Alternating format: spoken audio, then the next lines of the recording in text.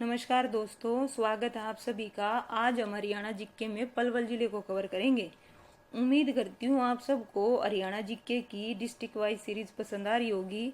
और आज हम जो कर रहे हैं वो पलवल जिले को कर रहे हैं बहुत कम टाइम में। इसी तरह से मैं आपको हरियाणा के टोटल कितने जिले हैं भाई, 22 के 22 जिले कराऊंगी। आज जिस जिले की बारी है वो है पलवल। पलवल कौन सा जिला? 21वां जिला है भाई। कौन सा जिला है? 21वां। इसका जो एरिया है वो कितना है? 1359 स्क्वायर किलोमीटर। अब पलवल मैप में देखो भाई कहाँ पड़ता है। ये यहाँ पे पड़ता है। अगर इसकी लोकेशन पूछ ली जाए तो हरियाणा के दक्षिणी पूर्वी भाग में। कहाँ पे है? हरियाणा के दक्षिणी पूर्वी भाग में। और इसकी जो बाउंड्री है, सीमा है, वो किन किन के साथ लगती है भाई? देखो इधर से किसके साथ लगती है? उत्तर प्रदेश के साथ। राजस्थान के साथ टच नहीं होता, ध्यान रखना। इधर ये जो है ये राजस्थान है, यहाँ तक जो राजस्थान की बाउंड्री यहाँ नू तक लगती है भाई, लेकिन पलवल को टच नहीं करती। तो इसकी जो सीमा है वो किसके साथ लग रही है? उत्तर प्रदेश के साथ। इसके अलावा मैं डिस्ट्रिक्ट की बात करूं, किसकी बात करूं भाई? डिस्ट्रिक्ट। अब डिस्ट्रिक्ट देखना किस किस किसके साथ ये अपनी डिस्ट्रिक्ट के साथ। सबसे पहले है नू। इधर से किसके साथ कर रहा है भाई? नू।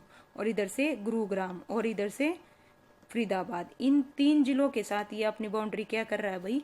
शेयर कर रहा है। और इधर से किसके साथ? उत्तर प्रदेश के साथ। ये याद रखिएगा। अब हम बात करते हैं, ये दिल्ली एनसीआर में शामिल है और किस मंडल में आता है? फरीदाबाद में।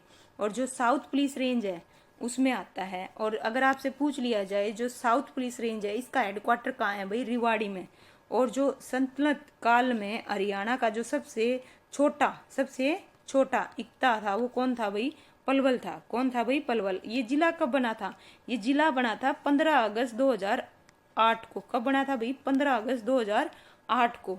और जो उस टाइम पर मुख्यमंत्री थे वो कौन थे? भूपेंद्र सिंह हुड्डा। कौन थे? भूपेंद्र सिंह हुड्डा मुख्यमंत्री थे। जो पलवल है वो 21वां जिला है और 2008 में बना था। इसका इतिहास इतना लंबा नहीं है, लेकिन इसके जो और चीज़ें हैं हम वो पढ़ेंगे। इतिहास कुछ ज़्यादा नहीं है, बहुत कम है इसका इतिहास, क्योंकि 21वां जिला बना है, 2008 में बना है, इस वजह से। अब हम बात करते हैं इसका प्राचीन नाम। प्राचीन नाम क्या हुआ? एपलवा। क्या हुआ भाई? एपलवा।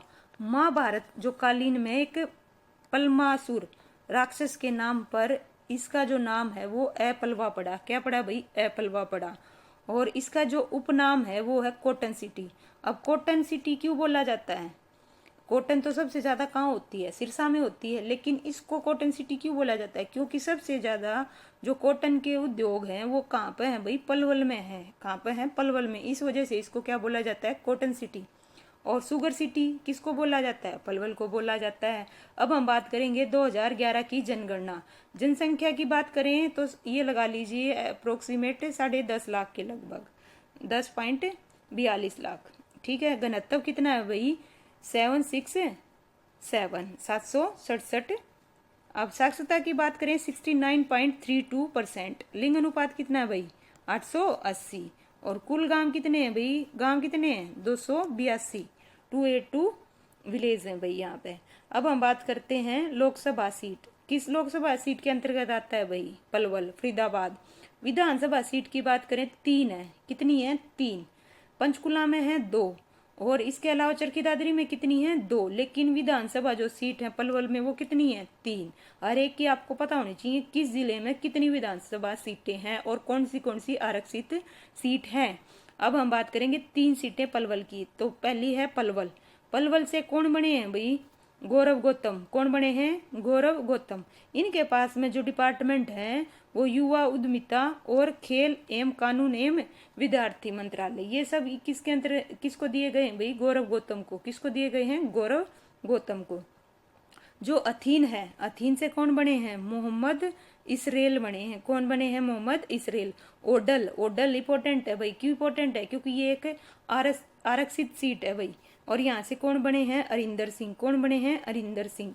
और इसकी तहसील की बात करें 3 तहसील है भाई। एक तो पलवल, एक अथीन और एक ओडल। ये 3 तहसील है। उप तहसील बहीन, असनपुर। ये 3 क्या है भाई? उप तहसील। सॉरी, 2 क्या है? उप तहसील है। तहसील कितनी है? 3। उप तहसील कितनी है? 2। अब हम बात करते हैं आगे इसके शिक्षा संस्थानों की। सबसे पहले किसकी करेंगे भाई? शिक्षा संस्थान। ज्यादातर क्वेश्चन इसके है ना एक तो पर्यटन स्थल से पूछे जाते हैं और दूसरा किससे पूछे जाते हैं भाई, शिक्षा संस्थान से पूछे जाते हैं, शिक्षण संस्थान से। तो सबसे पहले हम बात करेंगे जवाहर नवोदय विद्यालय। मैंने आपको हर डिस्ट्रिक्ट में बताया है कि किस में जो नवोदय विद्यालय कहाँ पर है, कौन से गांव में है, आपसे गांव दे के पूछा जाएगा, तो ये ध्यान रखना। जो नवोदय विद्यालय है कहाँ का, पलवल का, वो कहाँ पे है, रसूल गांव में है, रसूलपुर गांव में। और यहाँ पे श्री विश्वकर्मा, क्या है भाई, श्री विश्वकर्मा स्किल यूनिवर्सिटी है, कहाँ पे है, दुधौला में।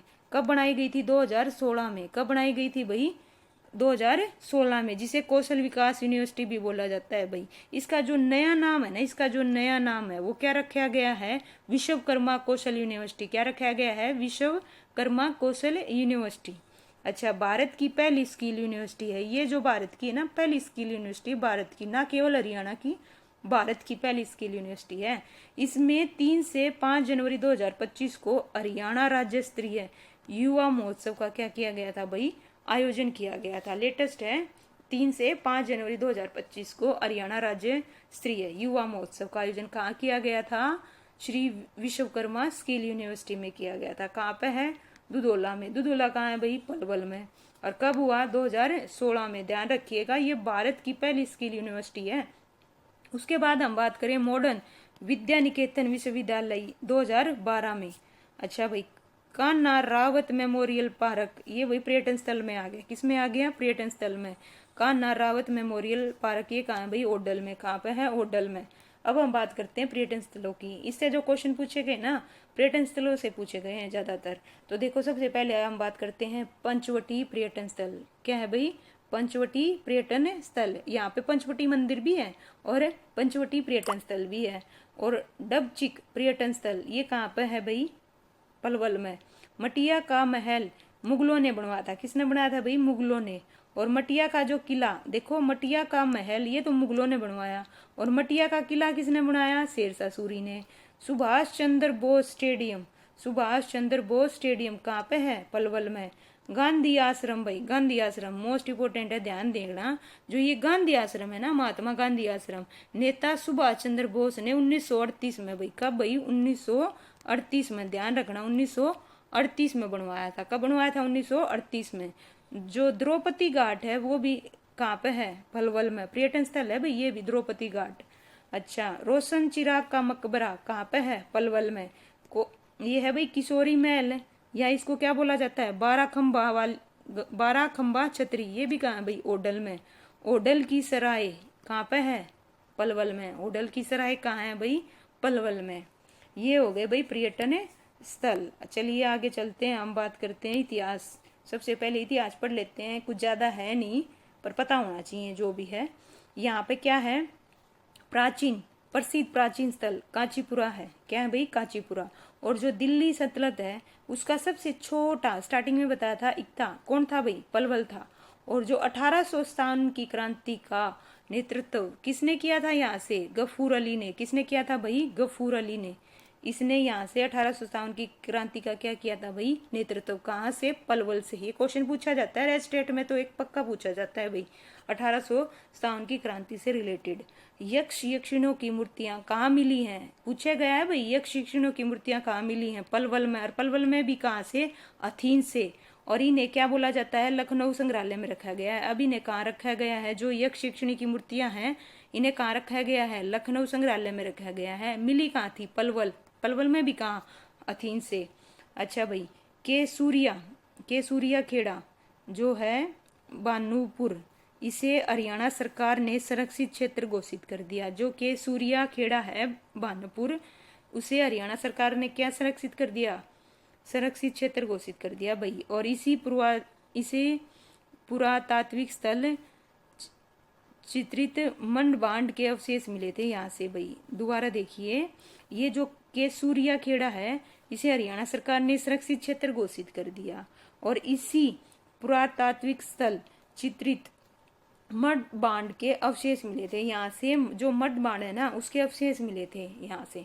और अब हम बात करेंगे मंदिर। मंदिर कौन कौन से हैं भाई, भगवान परशुराम का मंदिर, इसके अलावा जीरी बाबा का मंदिर, और ताऊजी का मंदिर, ये कहाँ है भाई, वंचारी में, वंचारी में। ताऊ जी कौन है भाई, जो कृष्ण भगवान है उनके जो भाई हैं बलराम, उनका नाम क्या था भाई, दाऊ जी। क्या बोलते थे वो, दाऊ जी। अच्छा, इसके अलावा और क्या है भाई, देखो इसके अलावा यहाँ पे कौन सा मंदिर है, बुरागिरी मंदिर और पंचवटी मंदिर, ये कहाँ है, ओडल में। माता सती मंदिर, अच्छा पाउल मंदिर और गुफा है कहाँ, ये कहाँ पे है, ओडल में। कहाँ पे है भाई, ओडल में। यहाँ कौन कौन से मेले लगते हैं, एक तो दादा कान्हा रावत का मेला लगता है, दूसरा फुलडोर का मेला लगता है, एक बलदेव छठ का मेला लगता है, एक सती रमणी का मेला लगता है और रक्षाबंधन का मेला, ये कहाँ लगता है भाई। मेले तो देखो बहुत सारे लगते हैं, लेकिन जो इम्पोर्टेंट हैं, अलग हैं, जो उसी राज्य में, सॉरी जो उसी जिले में लगते हैं, वो बताए जा रहे हैं आपको। इसके अलावा और भी लगते हैं, लेकिन जो इम्पोर्टेंट हैं, पेपर में पूछे गए हैं, वो बताए जा रहे हैं आपको। चलिए आगे चलते हैं। ये हो गए मेले। अब हम बात करेंगे प्रसिद्ध व्यक्ति। किसकी भाई, प्रसिद्ध व्यक्ति। देखिए कौन कौन है प्रसिद्ध व्यक्ति। पूनम चौहान, ये क्या है भाई, प्रथम भारतीय महिला है जो भारतीय वायुसेना फ्लाइंग ऑफिसर बनने वाली हैं। क्या बनने वाली हैं भाई, प्रथम भारतीय महिला जो भारतीय वायुसेना फ्लाइंग ऑफिसर बनने वाली है। सुनील लांबा, पूर्व भारतीय नौसेना अध्यक्ष। भाई ये कौन है, सुनील लांबा पूर्व भारतीय नौसेना अध्यक्ष हैं। राय बहादुर लाला मुरलीधर, इनका जो जन्म है भाई वो 30 मई 1848 में हुआ था और इनको क्या बोला जाता है, grand old man of Punjab. ध्यान रखिएगा, क्या बोला जाता है भाई, इंपॉर्टेंट है, ये पूछा भी गया है। Grand old man of Punjab किसे बोला जाता है, राय बहादुर लाला मुरलीधर को बोला जाता है। और जो प्रथम पुरुष जेल सत्याग्रही कौन बने थे, प्रथम पुरुष जेल सत्याग्रही कौन बने थे भाई, लाला मुरलीधर बने थे भाई। इसके अलावा ये भाई मोस्ट इम्पोर्टेंट, कई एग्जामों में पूछ लिया कि महात्मा गांधी को गिरफ्तार कब किया गया था पलवल से, कब किया गया था, 10 अप्रैल, कब किया गया था भाई, 10 अप्रैल 1919 को। और राय बहादुर लाला मुरलीधर को राय बहादुर की जो उपाधि थी वो कब मिली थी, 1898 में। कब मिली थी भाई, 1898 में। जन्म हुआ 1848 में, उपाधि मिली 1898 में। और 1904 में इन्हें कौन सी उपाधि दी गई, 1904 में केसरीय हिंद की उपाधि मिली। और यहाँ पर जो उद्योग हैं, कौन कौन से उद्योग हैं, शुगर मिल की स्थापना कब की गई भाई, 1984-85 में। इसके अलावा मैंने बताया इसको कॉटन सिटी क्यों बोलते हैं, क्योंकि यहाँ पे कॉटन के क्या हैं भाई, उद्योग हैं। इसके अलावा यहाँ पे एकीकृत बागवानी केंद्र है, वो कहाँ पे है भाई, ओडल में है। कहाँ पे है, ओडल में, ध्यान रखिएगा। और इसके अलावा इस तरह से हमारा पलवल जिला कवर होता है भाई। क्या होता है भाई, पलवल जिला क्या होता है, कवर होता है। हमने प्रसिद्ध व्यक्ति के लिए 2008 में पढ़ा था, तो इतना कुछ ज़्यादा है नहीं। इस तरह से हमारा पलवल जिला क्या होता है भाई, कवर होता है। Thank you so much.